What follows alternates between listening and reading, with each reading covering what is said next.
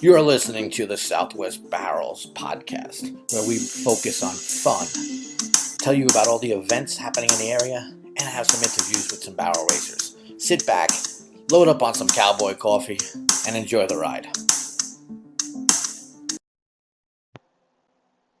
I get a lot of questions about how I became a barrel racing photographer, and I'm always amazed that people don't know the whole story yet.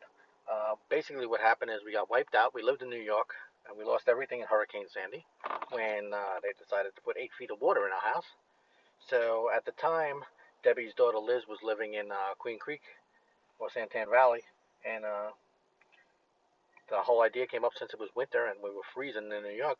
Why not just get a place in Santan Valley or Queen Creek? Or actually, I didn't even know where Queen Creek was at the time, but it ended up Liz got us an apartment in Santan Valley, and it was really affordable. And after a year, we found out why. But yeah, so we were living in Santan Valley for about a year after the hurricane, and then our friend Brian was moving to North Carolina with his family, and he was kind enough to rent his house out to us for a couple of years.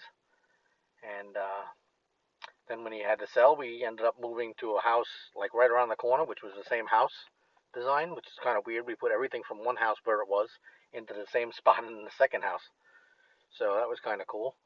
But we stayed there for a year, and then we ended up moving to Tucson when the time came. Because we wanted to be close to actually we moved to Green Valley because we wanted to be close to the hummingbirds, because Deb was putting together hummingbird books. And oh, excuse me, Madera Canyon is one of Deb's favorite spots. So that's how we ended up down in southern Arizona. So how I became a barrel racing photographer is kind of interesting. I was at Dunkin' Donuts in Queen Creek, and I was reading the daily newspaper, and there was a thing that said motorcycle racing at Horseshoe Park, and I had no idea. I lived like a mile away from Horseshoe Park. I had no idea it was even there.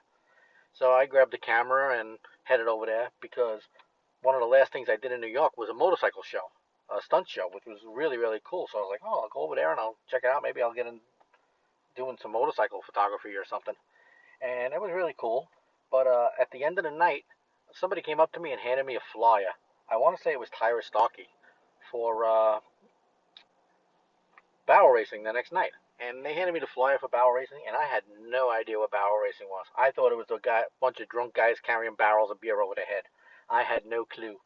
But I ended up going the next night to the barrel racing event, and I was there for the first Pee-wee rider, and the horse bolted. And the horse, it was a rather talented horse, and it went around the barrels. It basically took care of the kid, even though it was going full speed. But everybody in the crowd was like mortified and scared to death and stuff, and I thought it was the coolest thing ever. I just didn't know any better. So I ended up taking some photos, and then I want to say I put them on Facebook, and then next week I went back and I took some more photos, and that's when I introduced myself to Jill and Stacy and stuff, and the rest is basically history. Was taking photos up there for a couple of years. And then when we moved down to Tucson, I started getting involved with Cobra and Sabre, and that's basically what I did. Probably took over 1 million photographs over the last couple of years, but kind of cool. So that's how I became a barrel racing photographer. We're recording this on June 5th, 2019, and I just want to let you know about the upcoming events for this weekend. On Friday night up in Queen Creek at Horseshoe Park, you got Queen Creek Barrel Racing Association. They are doing their summer buckle series. You got to run 4 out of 5 races to qualify for finals. It starts at 7:30. They do time onlys before and after the race. The time only started around 5. And they got 5 different divisions. You can do Pee-wee, Youth, Open, Masters, and Easy Rider. And that is on Friday night at Horseshoe Park up in Queen Creek.